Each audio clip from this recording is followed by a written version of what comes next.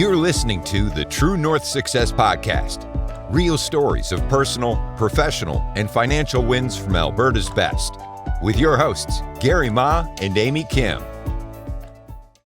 Hey everybody, welcome to the show. Today my special guest is Dr. Manpreet Kaur. She is a registered provisional psychologist and a seasoned clinician with 15 years of experience in mental health. She holds a doctorate in clinical psychology from the National Institute of Mental Health and Neurosciences in India. A former psychoanalytic fellow at the Washington Baltimore Center of Psychoanalysis, her expertise spans psychodynamic psychotherapy, grief counseling, and psychosocial research. Dr. Kaur currently serves as a mental health therapist at the Prairie Neurohealth Clinic in Calgary while maintaining an international online private practice.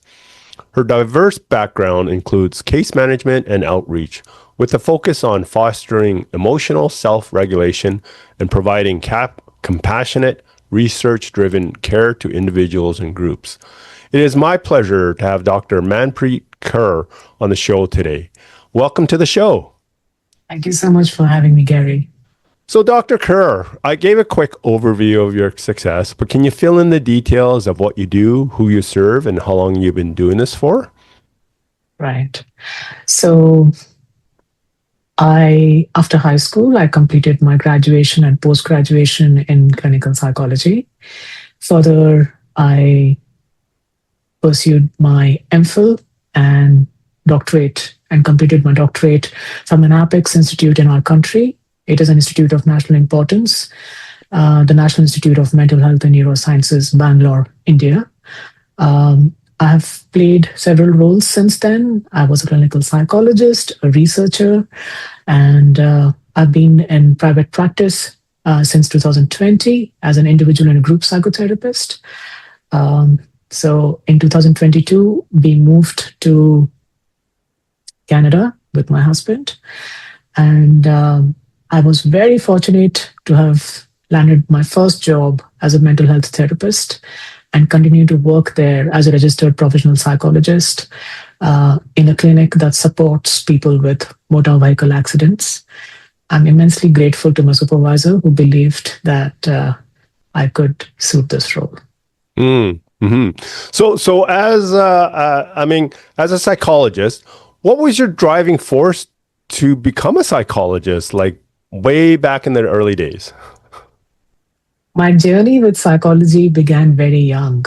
When I was in class 8th, my late father has been quite instrumental in me pursuing psychology.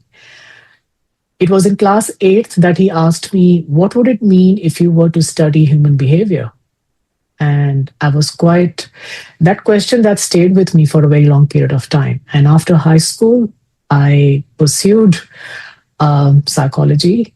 I enrolled in the course and I pursued it. And once I started studying it, I found it fascinating and I absolutely loved it. I think it is a huge privilege and responsibility to be a part of people's lives and their lived experiences through therapy.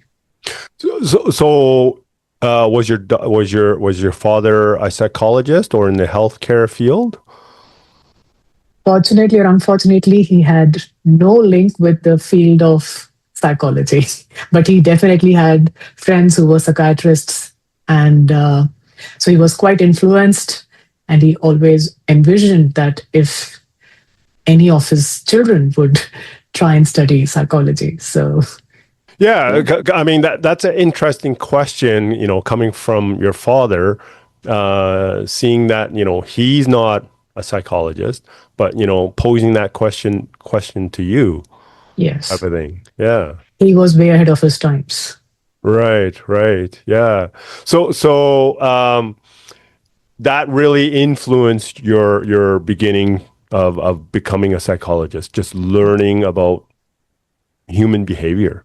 Absolutely. And I think it's a huge privilege. It's a huge privilege to be a part of, to be in this field. Hmm. and be a part of people's lives. And it does come with a huge responsibility on your shoulders as well. Right, right. Yeah. So tell me more about your journey from India to Mhm. Canada. Like, what was the driving force behind that transition? So this transition had been happening since 2017. Okay. And the plans for this transition had been happening since 2017 when my husband wanted to move to Canada for better pursuits. Mm-hmm. And definitely, your partner's vision also becomes your vision, Right. right? Yep. And then it becomes like a, how do you say, like a mutual goal, Sure. right? And Yep. you work towards it. So, we started working towards it, and then by in 2019, I think we got our confirmation of permanent residency, Mm-hmm. right? Mm-hmm. And we made a soft landing in 2020. Okay.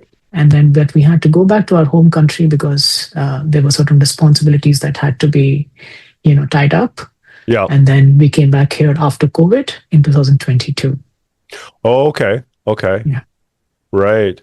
So that must have been quite a transition from, working in India to, now establishing yourself in Canada as Yes. as a psychologist. So Yes. tell me about Absolutely. that journey. So, when I came here in 2022, I did not have a job, right? Right. Yeah. And I was still trying to figure out what am I supposed to do in order to get into the field Yeah. here, right? Yeah. Though I had done my homework back home, Yeah. right? What are the things that are required? But once I came in here, I got to know that I had to do a few additional courses to get my equivalency, right? Mm-hmm. So I completed one of those courses from Yorkville University, right?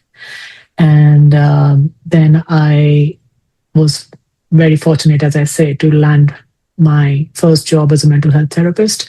So my supervisory hours began after I got my license here, right? Mm-hmm. Mm-hmm. And that was in February 2024.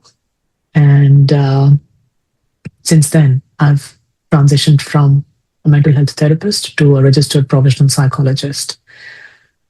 Right. Right. Yes. So you also right now have continued ties to India, working Yes. in the mental health field.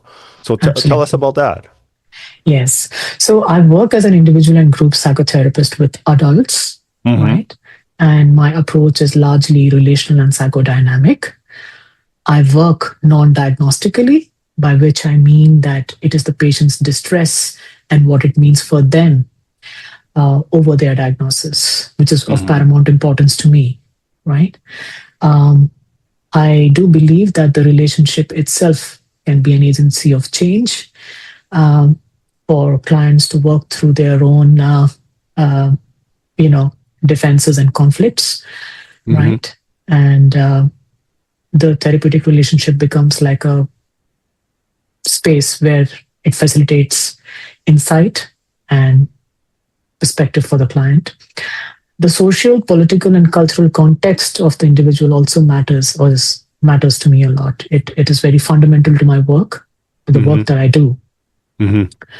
And I also borrow from a lot from third wave therapy, such as mindfulness based interventions and Mm-hmm. acceptance and commitment therapy, right? Mm-hmm. And I work with a host of difficulties such as attachment histories, grief and loss, self and identity, life transitions, difficulties in the relational context, complex personal histories, personality difficulties, and so on.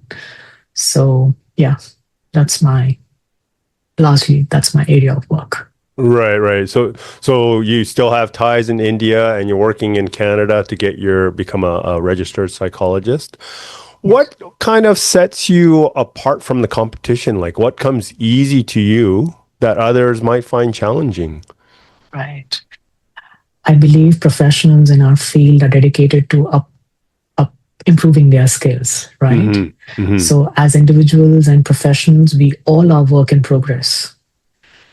Right. So I wouldn't necessarily say something comes easy to me and that is difficult for others.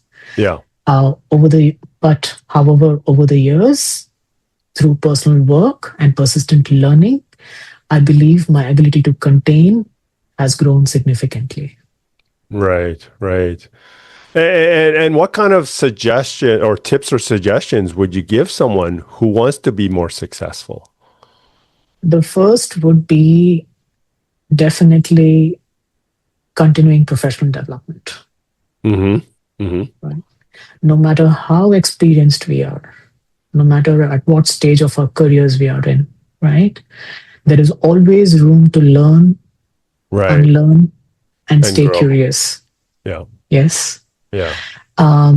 Definitely, personal characteristics such as dedication, determination, and discipline play a very important role too. And over time, I've realized it's the consistency and commitment that allows us to maintain the progress that we have achieved over the years. Right. Right.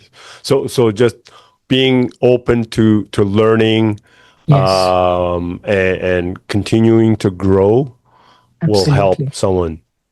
Absolutely. Yeah. Yeah.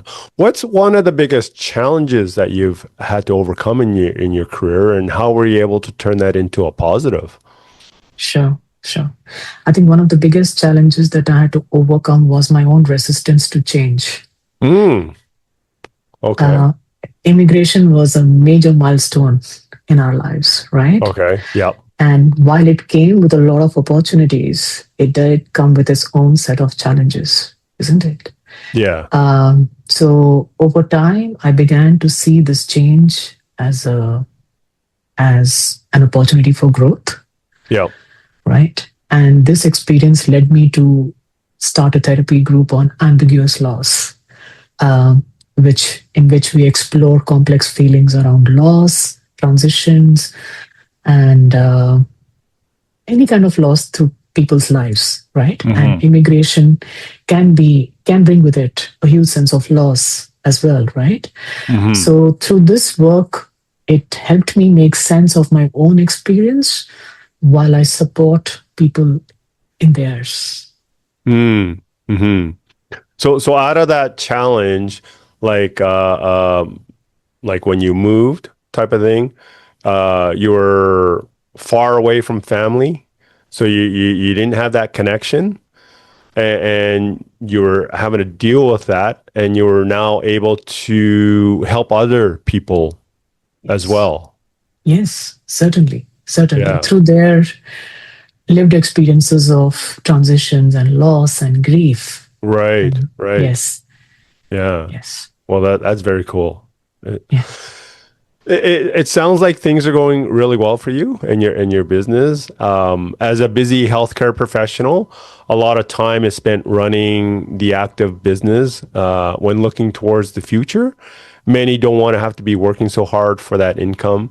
So some of them look at different ways of creating income outside of actively working. Things like maybe investing in stocks, bonds, or crypto, or using a financial planner or something like that. What are your thoughts about ways of creating income outside of your work? Right. Outside of actually, if you allow me, I would also like to talk about how can income be generated within our field as well. Sure. In case you Okay. don't want to do clinical work Yep. like throughout, right? Yep. So I would definitely say intentionally creating streams that use your skills and knowledge, right? So it can involve anything within our field. It can involve teaching. It can involve conducting workshops, organizing seminars, developing content for social media platforms and academic platforms, right? And definitely outside our field, I would say any of your hobbies that you might have picked up along the way, right? It can be Yeah. art, it can be craft, it can be illustration, it can be baking. Yeah. All of these can evolve into income generating sources, right? Activities. Right. Yeah. The key is recognizing the value in what you already have and using that to creating opportunities. Right, right. Excellent. As we're wrapping up the interview, what exciting plans do you have in the works in the next 6 to 12 months? Sure. My main goal in the next 6 to 12 months would be to continue developing my skills as a group psychotherapist. And I'm also preparing for a licensing exam and to become a fully registered psychologist. So that would definitely be in the pipeline. Nice, nice. Dr. Kaur, that wraps it up for us today. Thank you so much for your time and sharing your insights and tips with us. It was a real pleasure to have you on the show. And Dr. Kaur, if people want to connect with you, what's the best way? I think it would definitely be LinkedIn. LinkedIn, okay. Yes, and I'm very happy to share my email in case anybody would want to get in touch with me. All right. Thank you so much. Thank you so much for your time, Gary. Okay. Want to share your success story? Apply to be a guest at truenorthsuccessshow.com/guest. We'd love to hear from you.